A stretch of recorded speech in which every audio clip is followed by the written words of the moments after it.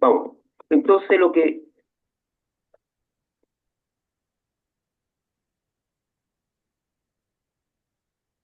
Dios me motivó a que pusiéramos el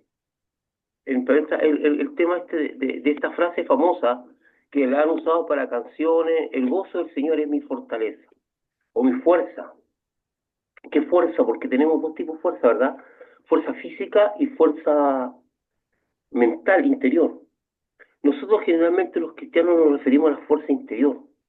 La fuerza física no es algo tan importante para nosotros. Bueno, la fuerza física desde el punto de vista de la salud, claro que es importante, ¿verdad? Ojalá todos tuviéramos buena salud. Se ha prestado para muchos comentarios este último tiempo. Yo tenía una salud muy buena hasta que me vino este asunto del cáncer de la médula. Que no es que sea con paranoico, esos que tienen conspiraciones, ¿verdad? Pero yo soy un convencido que la vacuna fue la que me produjo, porque hasta el momento, hasta antes de la vacuna yo no tenía problemas, y investigué el asunto de la Pfizer y justo produce lo que yo tengo. Es, eh, es una cosa que me dejó bastante complicado, pero bueno. Entonces nosotros necesitamos una fuerza física y una fuerza interior, pero lo que más determina al ser humano, a los creyentes, que las luchas más grandes que tienen los creyentes, tienen que ver con su fuerza interior.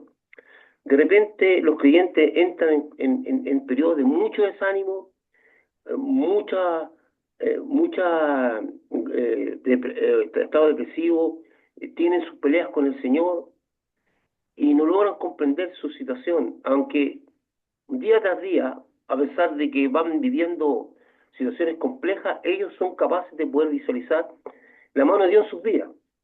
Pero al observar el entorno, porque ¿dónde empiezan los problemas? Es al observar el entorno. Al observar el entorno y poder comparar su vida con la vida de los no creyentes, y dice, bueno, ¿por qué a este le va mejor que a mí si yo soy una persona creyente? ¿Por qué a él le va mejor que a mí? Y siempre son las comparaciones, porque nosotros no tenemos, no tenemos la visión total de las cosas. Solamente somos capaces de visualizar en forma horizontal lo que vemos con nuestros ojos, pero no lo que hay arriba. Nosotros creemos que la gente, que las personas que aparentemente tienen un estándar de vida que aparentemente no pasan mayores problemas, todo le anda bien, porque no conocemos más allá. No sabemos de sus problemas internos, ni sabemos sus problemas familiares, ni, por ejemplo, ahora que yo me imagino con lo que con lo que está pasando en este país con el juicio de estos abogados que están siendo duramente cuestionados, que estas personas durante un tiempo gozaron de todos los beneficios económicos que le permitía todos estos tratos delincuenciales. E incluso escuchando yo algunos comentarios en la radio, el abogado que está haciendo, no lo voy a nombrar para evitar cualquier cosa, está siendo más cuestionado. Era un saco sin fondo, dice que ganaba mucho dinero, pero nunca le alcanzaba, siempre estaba endeudado, siempre requería más dinero. Y es lo mismo que pasa con algunas personas, ¿verdad? Tienen, pero parece que nunca. Entonces el asunto, como dice Jesús, no lo resuelve el tener. Entonces, y nosotros mismos, por ejemplo, ¿cómo enfrentamos las cosas? Digamos, nosotros, Dios nos va a dar para nuestras necesidades y va a suplir en nuestras vidas. Entonces, ¿cómo es que se pierde el gozo? ¿Cómo es que se mantiene el gozo?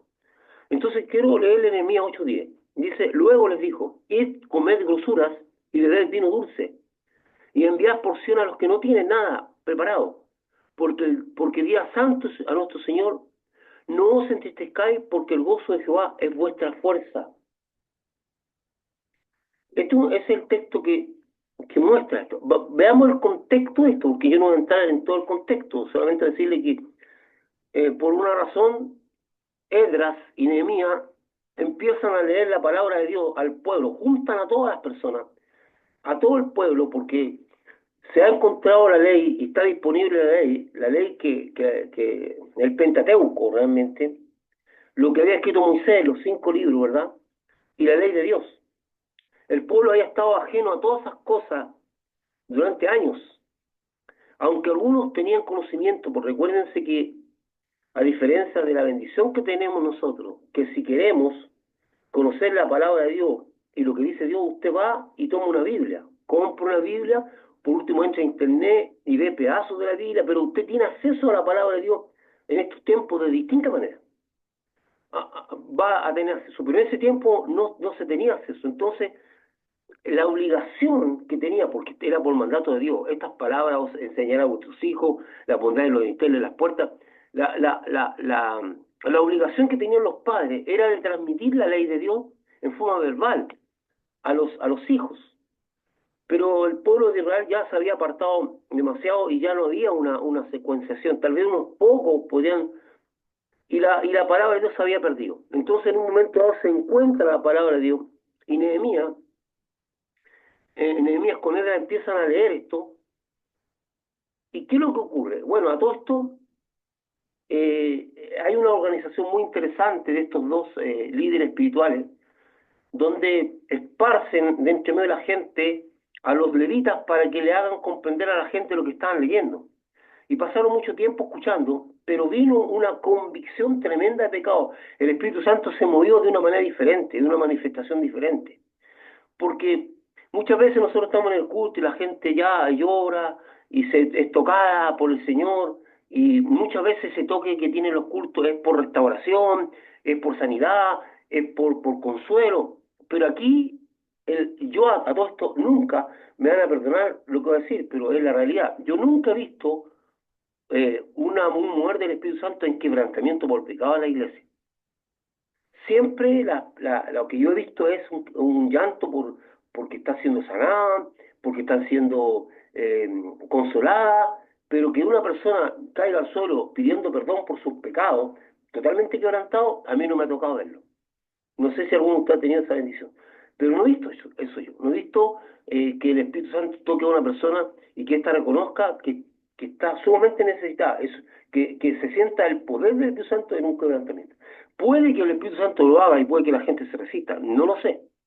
Pero aquí se produce en el pueblo un movimiento tal que al escuchar la palabra después de largo tiempo, la acción del Espíritu Santo produce un quebrantamiento tal que la gente empieza a llorar y a gemir y a gritar porque se dan cuenta de lo apartados y alejados que están del Señor.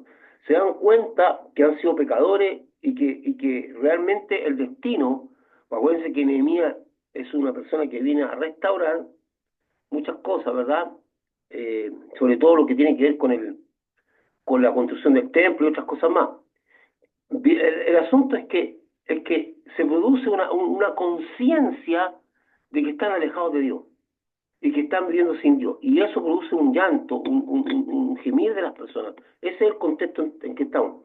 Ahora, lo interesante es que cuando reúnen a la gente, dice, junten a todos los que puedan entender, ya sea hombre, mujer o niño, no hay discriminación, porque la palabra de Dios es para todos. Nunca el Señor ha hecho una discriminación con respecto al entendimiento de la palabra y a quienes tienen que ser enseñados la palabra. Todos tienen que ser enseñados, todos. Pero las tradiciones judías hacían que separaran a los niños de las mujeres y todo. ¿Verdad? Pero todos tienen que ser enseñados en la palabra. Veamos. Unas definiciones. Estas son definiciones del diccionario. El diccionario, acuérdense que el lenguaje que nosotros usamos es el español. El idioma español es un idioma instrumental que nos sirve para comunicarnos y expresa cosas de la tierra. Por lo tanto, por eso se dice que la Biblia tiene que ser explicada por la Biblia, porque si usted toma la palabra fe y la ve en el diccionario, no tiene nada que ver con el entendimiento que tenemos de la fe. Para poder entender la concepción de fe que tiene la Biblia, usted tiene que leer los textos de la Biblia en distintos lugares para poder comprender qué pretende el autor decir fe. Por lo tanto, el idioma español que tenemos nos aproxima para poder tener un entendimiento, pero no nos da el sentir de Dios.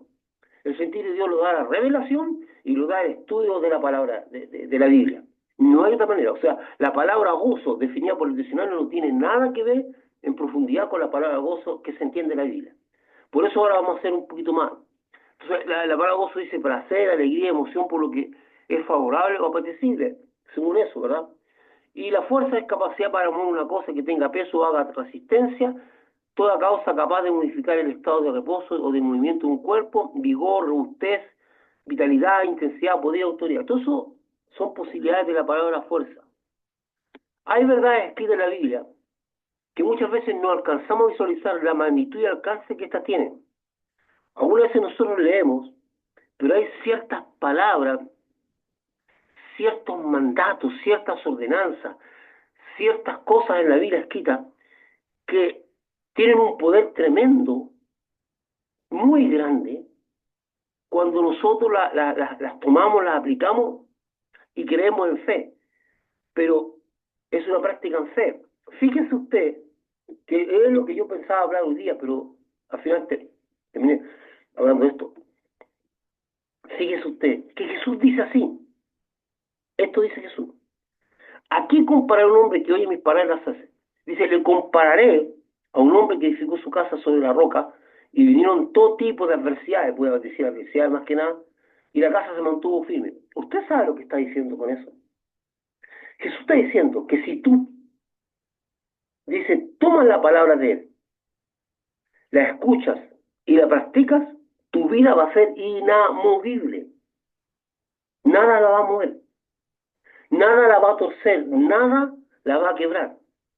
Tu vida será muy fortalecida, va a ser semejante a una casa puesta en una roca. Eso es una cosa muy grande, porque nosotros estamos sujetos a muchas adversidades en la vida, muchas cosas que nos afectan emocionalmente y nos deprimen, nos estresan, algunas veces siendo creyentes andamos por el suelo y no sabemos si vamos a poder aguantar todo lo que nos rodea. Algunas veces hasta podemos decir, ojalá que Dios me ayudara, deseando la muerte, no como un suicidio, pero como que, no, como que estamos demasiado obviados y pensamos que vamos a tirar la toalla. Perdón la expresión que se usa para cuando un boxeo está. Pero dice Jesús que aquel que oye su palabra y la hace, es semejante a una persona que edificó su casa sobre la roca, que aunque vino la lluvia, el viento, el río creció, golpeó con ímpetu sobre esa casa, y la casa no cayó y permaneció firme.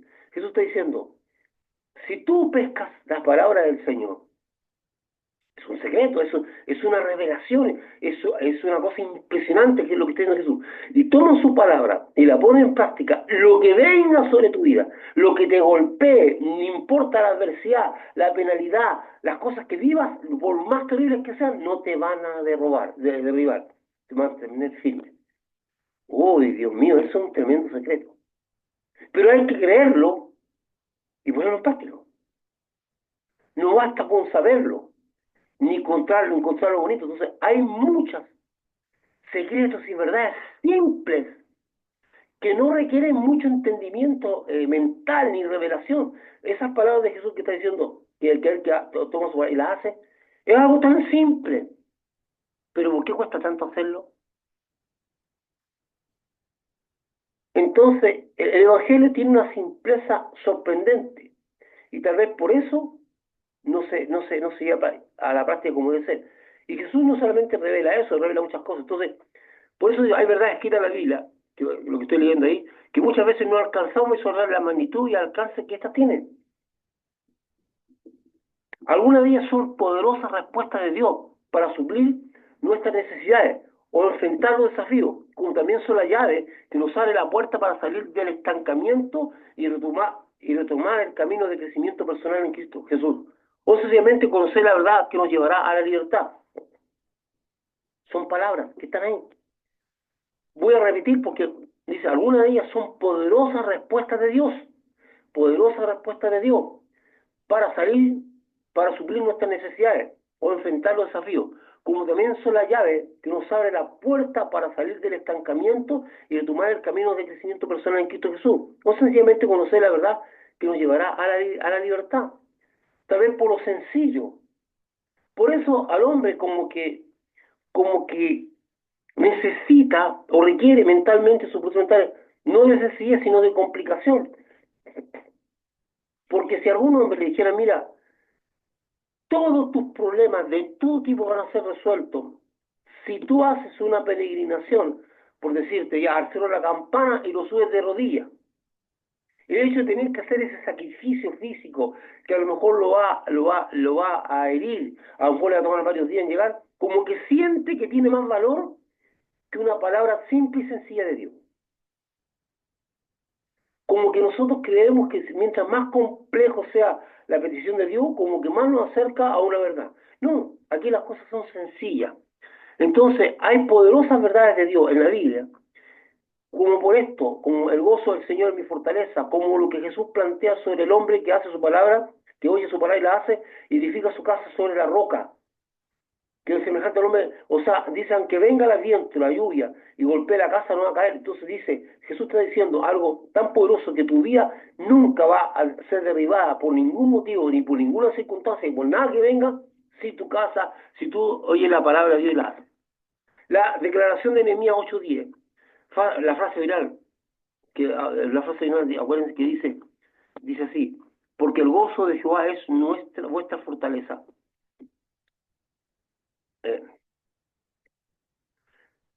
es una de estas verdades que parecen ser muy sencillas, pero llenas de poder. Esta frase ha inspirado al salmista que nos, han, que nos ha llevado a cantar esta verdad. Ahora que nosotros cantamos el gozo del Señor, ¿verdad? En nuestra fortaleza. Y cantamos esa canción. Sin embargo, esta verdad de Dios está llena de un sentido práctico. Hermano, yo le voy a decir una vez más, con todos los años que llevo caminando en el Señor y con el Señor, puedo decirles que la Biblia no es un libro esotérico, no es un libro que tiene que ver con misticismo, es práctico, es espiritual, práctico.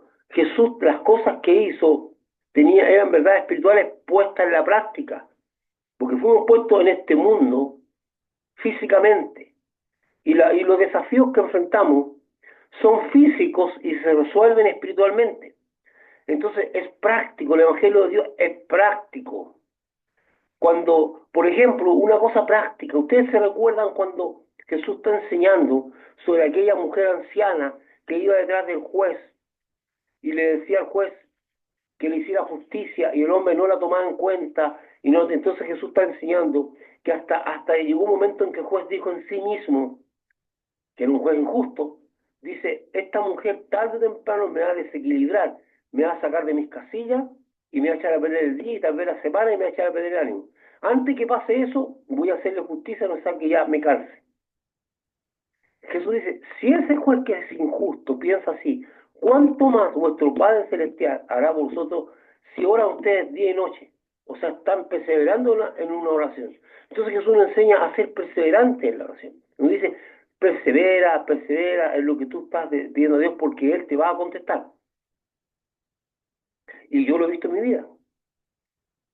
Lo he visto en mi vida. De repente se destapa eso y lo hemos visto también como pareja conmigo en una petición que teníamos fuerte sobre su hija, que Dios nos contestó, pero pasamos mucho tiempo orando. Entonces Jesús dice que está hablando de la perseverancia, pero la gente no tiende a la perseverancia, escucha esta palabra de Dios y se aburre. Entonces,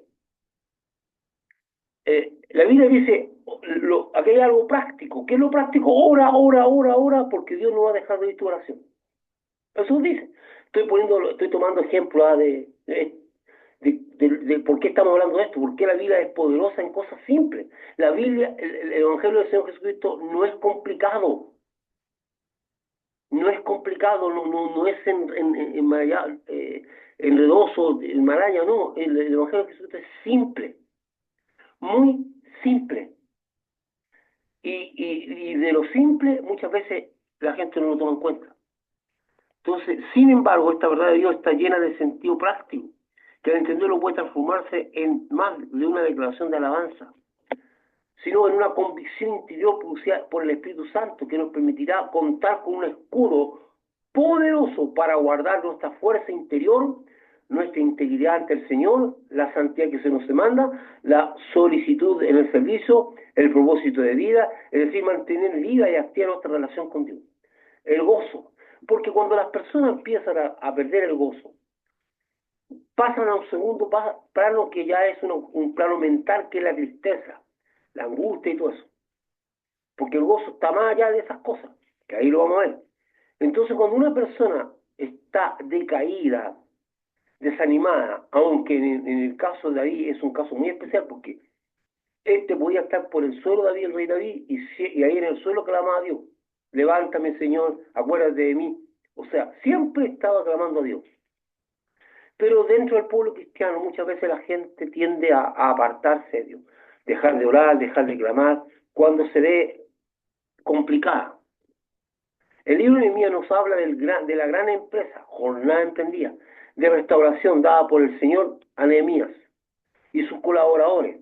El propósito de Dios no era solamente restaurar la estructura de una ciudad y del templo, sino también restaurar la comunión del pueblo con su Dios. Entonces, en medio de toda esa reconstrucción, en medio de todo eso, se empieza a escuchar este libro y la gente es conmovida, y yo creo que más de alguna persona debe haber, debe haber restablecido su relación con Dios hasta morir. Se encontró con su Dios, el Dios de sus padres, se encontró y quedó impactado, porque hay gente que el hecho de conocer al Señor le impacta y tienen un cambio y no quieren dejar de seguir al Señor. Y otros no pasan de ahí, pues. Ahora, yo quiero que estemos en un contexto bien claro, ¿ah? Todo lo que nosotros vemos en la iglesia, en los hermanos, está hecho por Jesucristo. Ahora, si usted se recuerda algo que a nosotros no nos gusta mucho, porque en nuestro afán queremos que todas las personas sean, lleguen a ser personas muy comprometidas con Dios, pero Jesús dice que no es así. Del 100% solamente un 25% son personas comprometidas. Y no lo digo yo, lo dice la Biblia. Porque Jesús pone 4 tipos de terreno. Dice un terreno donde no pasará de nada, que es un camino donde la semilla cae, la pisan, viene el diablo y se la lleva. Un terreno, dice, que es pedregoso, que la palabra llega, pero no tiene profundidad, y cuando viene la prueba la gente sale arrancando, cosa que he visto yo en la iglesia. Gente que llega con muchas ganas, están con mucho gozo, pero ante el primer problema, usted no los ve más, o sencillamente lo ve por la calle y se cruzan porque no quieren hablar con usted, porque no tienen la misma intención de seguir adelante. Y hay otros que las fases de la vida, que son las espinas que ahogan la palabra. O sea, esa es una realidad. Yo la entendí hace mucho tiempo y eso me trajo mucha libertad a mí ministerialmente. Porque yo sé que no toda la gente, por más animoso que esté yo, va a tener una actitud hacia la palabra con pasión, con deseos de seguir. Hay mucha gente en la iglesia que va solamente, que es dominguera, pero que los afanes, todo su mundo gira en los afanes de la vida. Ahora ahogan la palabra de Dios y no crecen, ahí están. Y otros que, por tener poca raíz, que todo el entusiasmo al principio, usted lo ve que ya no. Y uno se pregunta: oye, ¿qué le pasó a esta persona? Está escrito en la Biblia. Son parte del 25% de raíces poco profundas en un terreno pedregoso. Y yo no cuestiono eso lo dice la Biblia, yo no lo cuestiono. Así es. Hay personas que no van a durar. Ahora, ¿qué hago yo? Yo pedirle a Dios nomás, pues, seguir ministrando al Señor. Entonces, el propósito de Dios no era solamente restaurar la estructura de una ciudad y del templo, sino también restaurar la comunión del pueblo de Dios. Y más que seguro que muchos fueron tocados y permanecieron así. El Señor Adonai, como dice, por lo cual propicia una jornada de lectura, la Torá, que es el Pentateuco, o son los 5 primeros libros de la Biblia, ¿verdad? Eh, en la cual, sin distinción de hombres, mujeres y niños, son convocados todos los que podían entender. Eso dice todos los que podían entender. A lo mejor había un chiquitito de 7 años que podía entender y ahí estaba, ¿verdad? Sin exclusión. Todos los que podían entender iban a estar escuchando la palabra. Una jornada especial. Nota, el texto de Nehemías 8:2-3 es profético de lo que hará Jesucristo, ya que en lo sucesivo los judíos, a través de la sinagoga, a través de la tradición, establecerían reglas para que los hombres y mujeres no tuvieran igual acceso a oír la palabra, la lectura de la Torá, como tampoco al ser enseñadas en ella, sino que tenían una capacitación marginal, al igual que los niños menores de 12 años, aunque tuvieran entendimiento, sin compartir los mismos espacios que los hombres adultos. Y eso era tradición, no era mandato de Dios, tradición. Acuérdense que las sinagogas no son lugares establecidos por Dios. Dios estableció el templo. Ahí era donde iban a hacer sacrificios.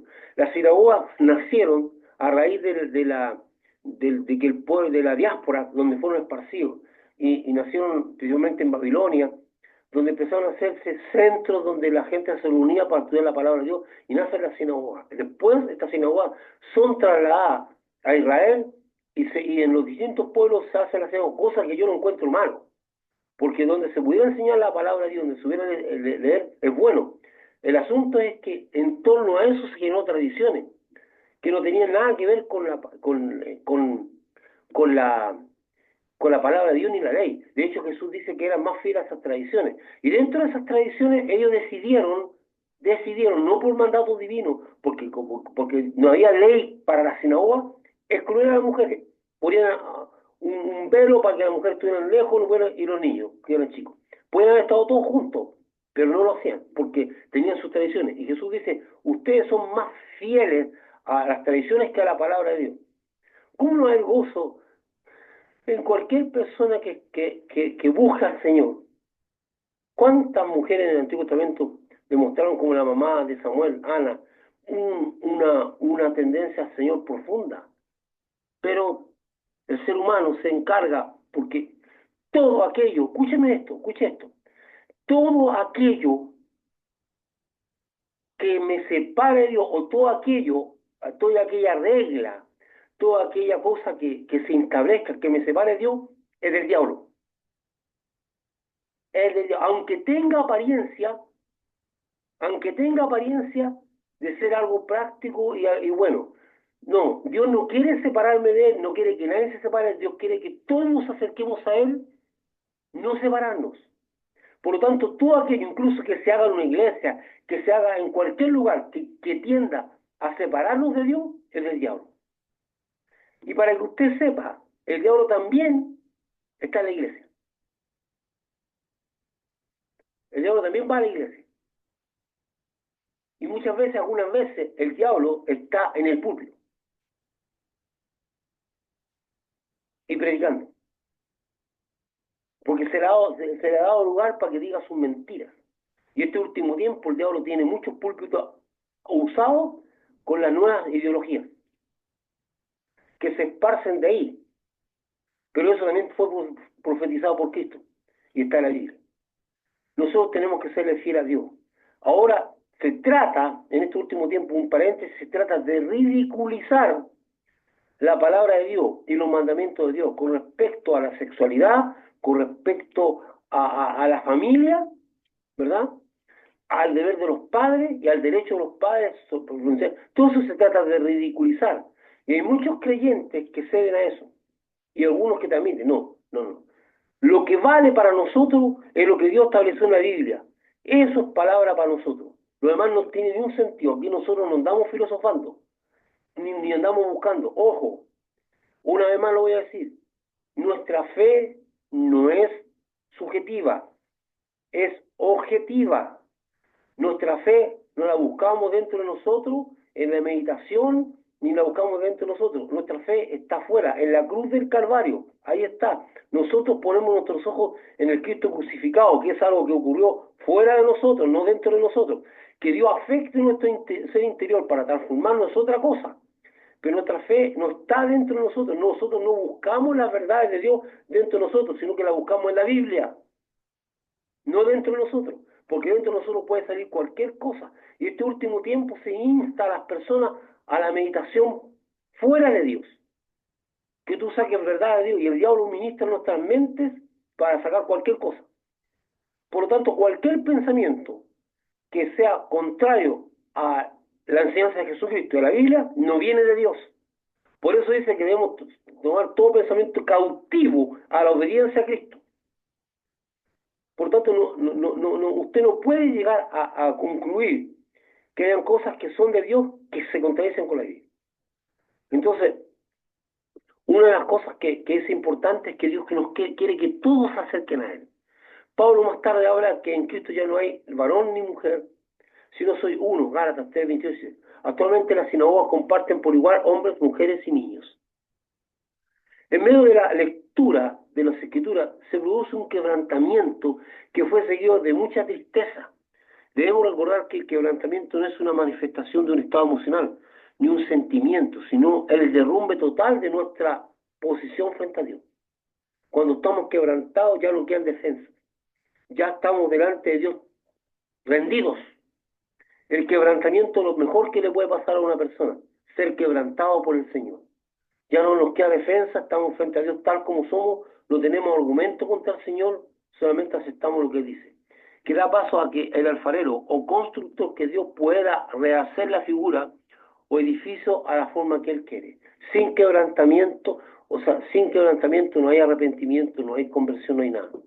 Nosotros tenemos que ser quebrantados. Cuando hablo de quebrantamiento no es rompernos solo como persona física, sino que interiormente que ya no quede estructura que se oponga a Dios. Todos tienen que ser derrumbados.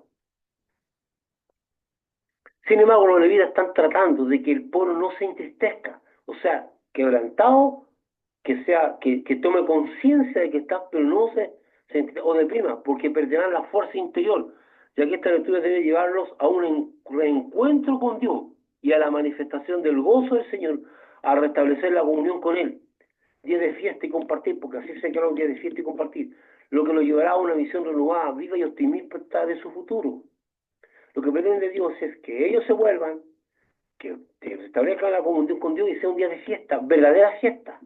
No de esas fiestas que ellos hacían para satisfacer a sí mismos. No, una verdadera fiesta. Vamos a hacer fiesta porque hemos vuelto a la comunión con Dios. Hagamos fiesta porque hemos restablecido nuestra comunión con Dios. Una fiesta. Vamos a hacer una fiesta de verdad. ¿Y cuál es el motivo? Hemos restablecido nuestra comunión con Dios. No una fiesta para autosatisfacerse, autoagasajarse. Dice Salmo 51:8, hazme oír gozo y alegría, y se requerirán los huesos que has abatido. El Salmo 51 es el salmo que escribió David después de haber pecado con Jezabel, y donde el Señor manda al profeta para hacerle ver su pecado. Entonces él entra en una condición de abatimiento muy alta. Entonces dice, hazme oír gozo y alegría. ¿Y qué va a producir eso? Y se recrearán los huesos que has abatido. Veamos ahí. Una vez más voy a tratar de entrar en lo poco que me muevo en la sintaxis del idioma español. Dice gozo y alegría. El ahí es una suma. El o es una alternativa. O sea, gozo y alegría. Quiere decir que el gozo no es igual a la alegría. Si no diría gozo nomás, o diría alegría nomás. Gozo y alegría. Gozo es diferente a la alegría. Entonces dice, hazme oír gozo y alegría y se recrearán los huesos que has abatido. Él dice, la solución para el abatimiento que tengo yo, la condición del estado de desánimo tan grande, es que yo pueda oír gozo y alegría. Y nos dice, es muy interesante, porque debería decir, hazme sentir gozo y alegría. Dice, hazme oír. O sea, quiero una palabra tuya que me vuelva al gozo. Porque la palabra que me mandaste es una palabra de, de condenación por mi pecado. Entonces, hazme oír gozo y alegría. Cuando el rey David dejó de oír el gozo del Señor, se debilitó hasta físicamente, se abatió, perdió la visión de triunfo de su vida ante los obstáculos y adversarios. Su fuerza se desvaneció porque el gozo era su fuerza. ¿Y qué hizo? Su pecado y más encima su encubrimiento, porque él generó todo un plan diabólico de encubrimiento, de asesinato. Tuvo muchas veces cuando la persona con la cual él iba a pecar, muchas veces pecó, digamos, y después vino el deseo de matar a su esposo para sacárselo encima.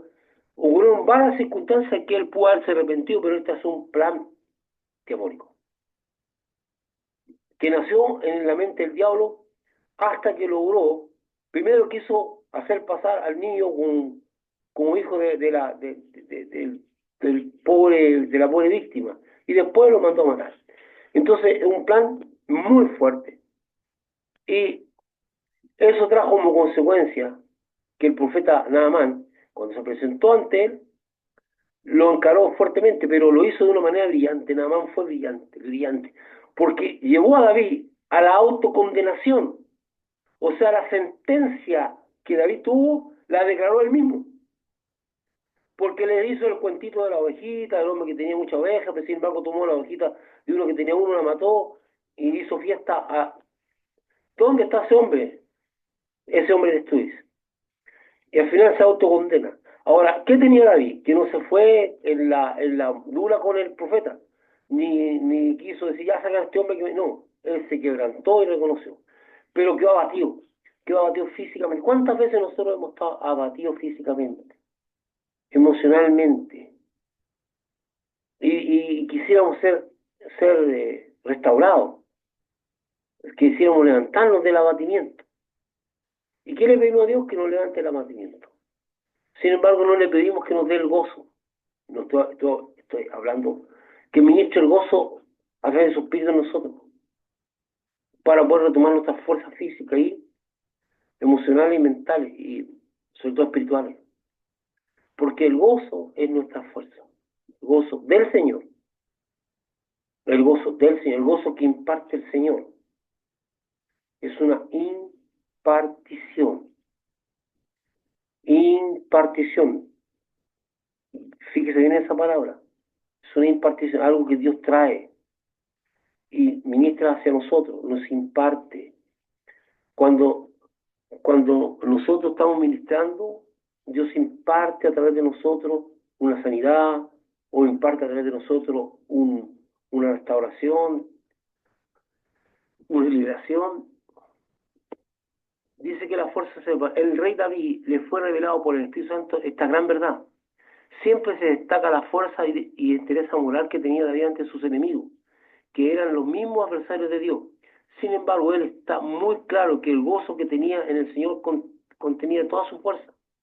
O sea, todo lo que él era venía del Señor, ese gozo. Acuérdense que el muchacho cantaba con el arpa y nada lo desanimaba. De hecho, tenía problemas con sus hermanos, personas de poca fe. David podía sobreabundar en deleite y alegría de este mundo. Sin embargo, en ella no encontraba fuerza, sino al contrario, debilidad. Por eso él estaba muy consciente que las cosas de este mundo eran cosas transitorias que le podían dar algún grado de placer, algún grado pero no eran fuerza. Un ejemplo de esto lo tenemos en la alegría que nos da el nacimiento de un hijo. Pareciera que nos inunda un profundo gozo. También somos partícipes de la misma alegría a medida que crece. Sin embargo, esto no nos aporta fuerza interior, sino que expone nuestra debilidad, ya que al mismo tiempo surgen los temores y aprensiones por su seguridad y futuro. ¿Verdad? No tenemos seguridad. De hecho, muchas veces nuestros hijos ya están creciendo, estamos preocupados que no les vaya a pasar nada en el camino, que en el colegio, que aquí y allá, ¿verdad? Necesitamos entender que es el gozo del Señor, que es uno de los elementos en los cuales se sustenta el reino. El diccionario puede definir la palabra gozo, sin embargo, no puede definir en términos de este mundo lo que es del espíritu. Me gustaría, si tú podrías, por favor, Silvia, leernos Romanos 14 y 17, por favor.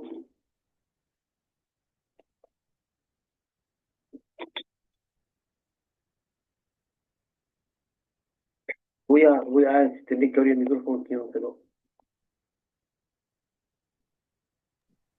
Ahí está.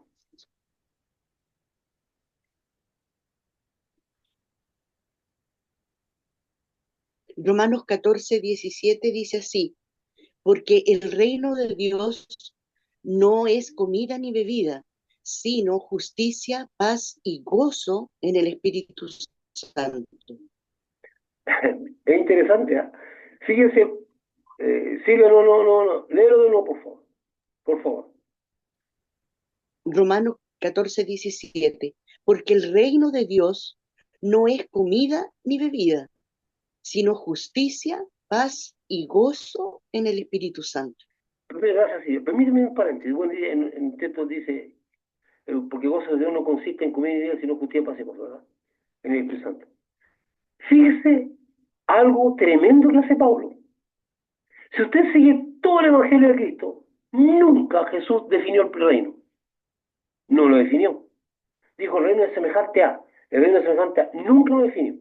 Llega Pablo y lo define.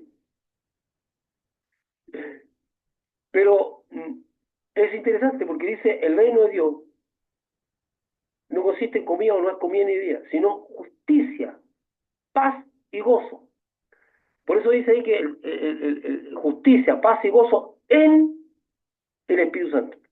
O sea, la justicia de Dios, la paz y el gozo, tres elementos, tres cosas sumamente fundamentales en la vida de una persona, son sustentadas por el Espíritu.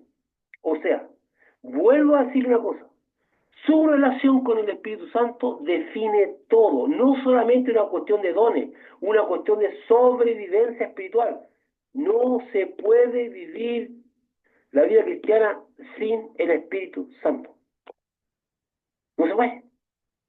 Por lo tanto, usted tendría que prestarle, yo y todos, una gran atención a nuestra relación con el Espíritu Santo, no desde el punto de vista solamente ministerial, porque si alguna cosa le interesa a la gente, es cómo influye su vida en lo ministerial, sobre todo, que cómo el Espíritu Santo lo usa, no para hacer milagros, para hacer dones, para... No, esto es más que eso. De hecho, si usted va a Romanos 5:5 dice, el amor de Dios ha sido derramado por el Espíritu Santo que nos fue dado. O sea, el Espíritu Santo también derrama el amor de Dios. Si, ojo, porque es sumamente importante. Yo he escuchado a personas desde los púlpitos decir, hermano, ustedes tienen que amarse los unos a los otros. Sí, tal vez puedan amarse humanamente. Pero si no tiene amor de Dios, perdón la expresión, está frito. Porque el amor no lo puede sustentar él, sino que es derramado por el Espíritu Santo que nos fue dado. Y el Espíritu Santo no solamente derrama el amor, todo lo que es de Dios lo da el Espíritu. Usted no puede adquirir nada de Dios, las cosas de Dios no se adquieren. Por eso Pedro dice, porque las cosas que pertenecen a la vida y a la piedad nos han sido dadas por su divino poder. El amor no se cultiva, el amor humano puede cultivarlo, pero no el amor de Dios. Y es el amor de Dios el que me hace amar a mi enemigo, es el amor de Dios que me permite amar a mi hermano en forma práctica.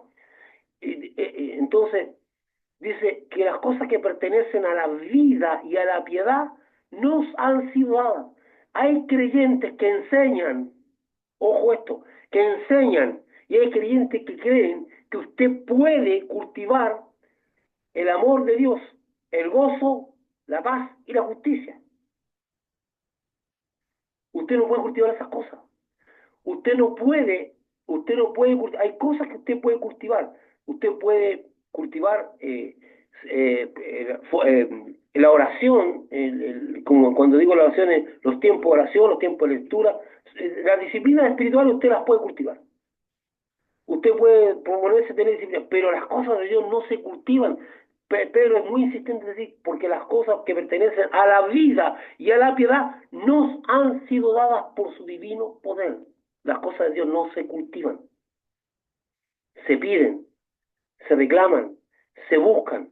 Entonces, si lo bien dice que el reino de Dios no consiste en comida y bebida, sino en justicia, paz y gozo en el Espíritu Santo. Sustentado por el Espíritu Santo. Tal vez un día vamos a entrar a ver mejor el asunto del Espíritu Santo en el sentido de cómo éste sustenta. O sea, cuando el Espíritu Santo, escuche esto, cuando el Espíritu Santo se entristece en nosotros y nos deja de ministrar, perdónenme, pero estamos fritos. Porque empiezan a aparecer las carnalidades. Se empiezan a evidenciar el yo nuestro, porque si el Espíritu Santo está triste, no se está suministrando el amor como debe ser, ni la justicia como debe ser, ni el gozo ni la paz. Porque está triste. No es que lo dejó, no es que se fue, no, pues está triste porque nuestra acción lo entristeció, el hecho de ignorarlo lo entristeció. Se puede entristecer. Por eso dice la Biblia, no contristáis al Espíritu Santo. No lo entristezcan. Bueno, por favor, este no es un tema sobre el Espíritu, pero quiero hacer entender de que el Espíritu Santo es más que dones, es más que ministerio, es más que es el sustentador de todo. todo lo sustenta Él. Entonces, dice el gozo en el Espíritu. El Señor puede definir la palabra gozo en términos, gozo, sin embargo, no puede definir en términos de este mundo del Espíritu. O sea, lo que es del Espíritu tú no lo puedes definir con términos de este mundo. Espero que no se están enredados y poder explicar simplemente. El gozo del Señor es la impartición que Jesucristo hace a través del Espíritu Santo, que se manifiesta en la fuerza interior sobrenatural. ¿Cómo nosotros podemos, sobre todo lo que vamos a ver ahora, una fuerza interior sobrenatural? Paréntesis. Resulta que para los romanos, para el César y para toda la gente que observaba, no podían entender cómo los creyentes llegaban al Coliseo a ser devorados por los leones o a ser quemados, y estos manifestaban un gozo extraño, porque el gozo de Dios se manifiesta. Hay personas que me preguntan o me han dicho, pastor, yo no sé si cuando venga el último y venga la persecución yo la podré resistir. Yo no, es que esto no es humano. Es como, a ver, ¿cómo tú vas a poder sobrellevar la tortura, la muerte degradante, cualquier cosa que quieran hacer contigo desde el punto de vista humano? No se puede. ¿A quién le gusta sufrir? ¿A quién goza que le estén cortando los dedos, haciendo cualquier tipo de tortura? No, nosotros no estamos preparados mental ni físicamente para eso. Pero ¿de dónde sale entonces esa resistencia sobrenatural? Del gozo de Dios. Entonces, cuando sea necesario, muchas de las personas que estaban en el Coliseo romano o que estaban a punto de ser muertos de una manera degradante, quemados vivos, cualquier cosa, no sacaron fuerzas mentales, sino que se manifestó el gozo de Dios, que no les permitía ver la condición que estaban. Un gozo que no tiene que ver con ellos que iban riéndose con alegría a ser muertos, sino que es una paz, una tranquilidad, una confianza, una fuerza interior increíble que les impedía ver lo que les estaba pasando. Dice por ahí la historia, no me consta, pero dicen que en un momento dado esto choqueó mucho a Nerón y otros emperadores que iban después de la muerte de los tipos, o sea, de los tipos que sacaban a estos muertos y los ponían ahí eh, listos para ser llevados como ordenado, iba el emperador a mirar y le dice que veía como una sonrisa en su rostro o una paz y no puede entender cómo puede hacer eso. Pero el gozo de Dios nos te da una fuerza interior. Dice, como también de un estado anímico favorable que se pone sobre cualquier circunstancia desfavorable.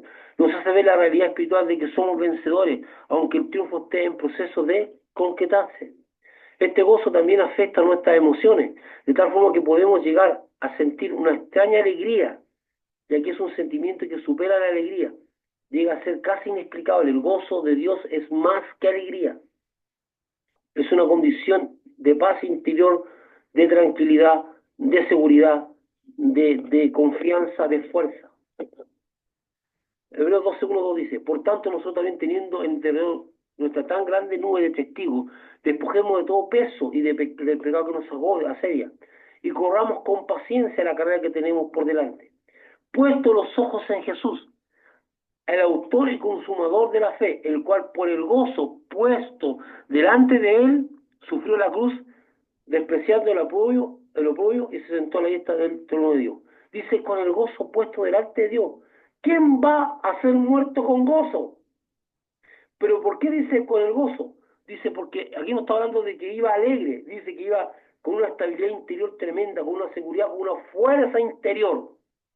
Hermano, no te preocupes de la persecución, preocúpate de tu relación con Dios, porque cualquier persecución que venga, Dios te va a dar lo que necesitas interiormente para soportar, como lo hizo con los hermanos de la primitiva iglesia.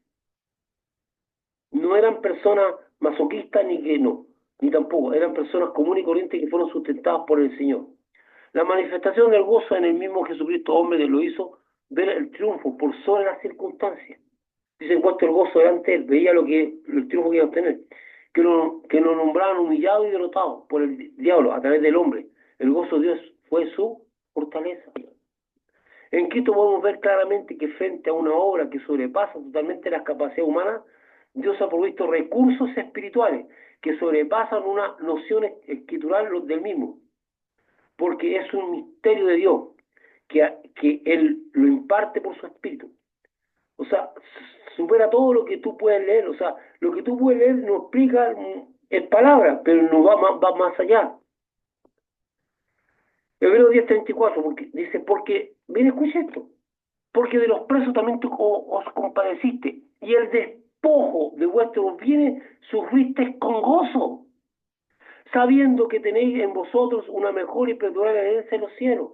O sea, esa gente, cuando Roma declaró a los cristianos fuera de la ley, o los declaró insurrectos, entonces empezó a cualquier persona, incluso de la clase social que fuera, a quitarle todos sus bienes por ser creyente.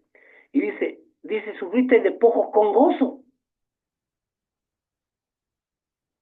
Nosotros perdemos un bien y estamos desesperados, dice con gozo. ¿Pero a causa de qué? Del Señor.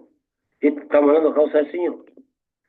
Cuando una persona llega a acercarse al Señor Jesucristo, bajo una nube de problemas que para ellos son irresolubles, con una carga enorme por la vida, más la angustia y una depresión, al momento de encontrarse con el Señor y aceptarlo como su Señor y Salvador, Dios trae sobre la vida de esta persona el gozo del Señor, ministrado a través del Espíritu Santo. La persona cambia su visión de sí mismo y de las circunstancias, se siente vencedora, aunque aún las cosas no han cambiado, y ella misma se declara estar gozosa. Yo lo he visto muchas veces. Porque, porque el gozo de Dios le imparte, las cosas a su alrededor no han cambiado. Siguen siendo las mismas, pero el gozo de Dios le inunda tanto que todo lo ve diferente y tiene fuerza. Ahora, ¿cuál es la tristeza que a medida la gente camina con el Señor como que va perdiendo eso? ¿Por qué?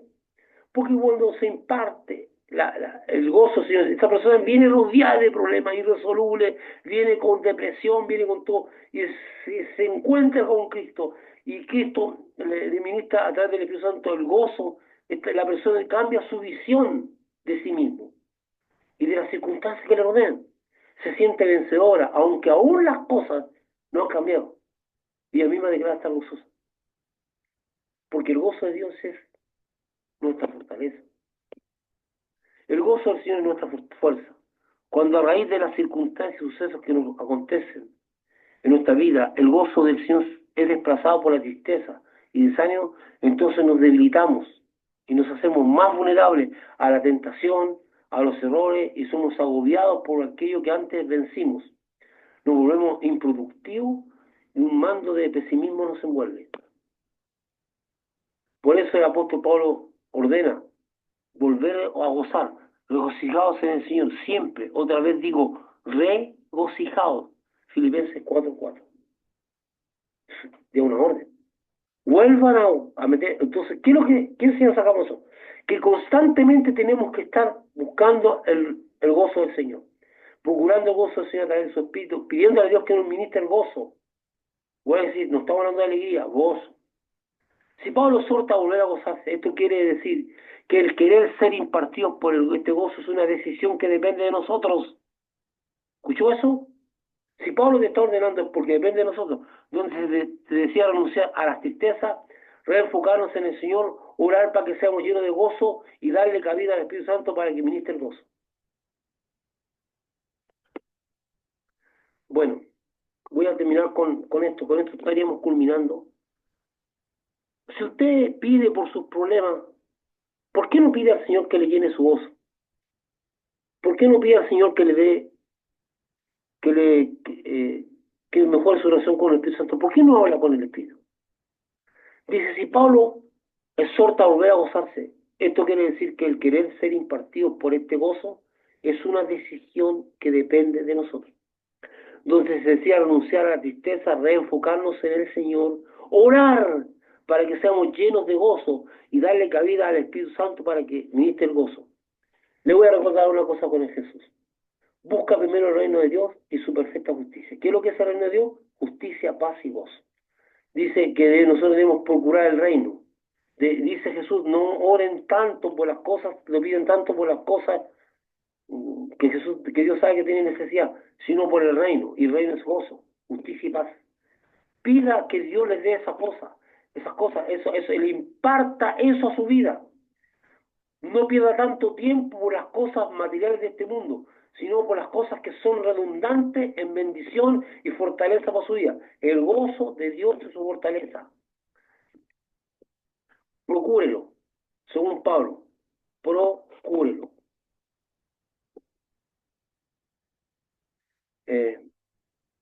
Mi querido hermano, espero en el Señor que esto haya sido tal vez un poquito complicado, pero haya sido de bendición. Repase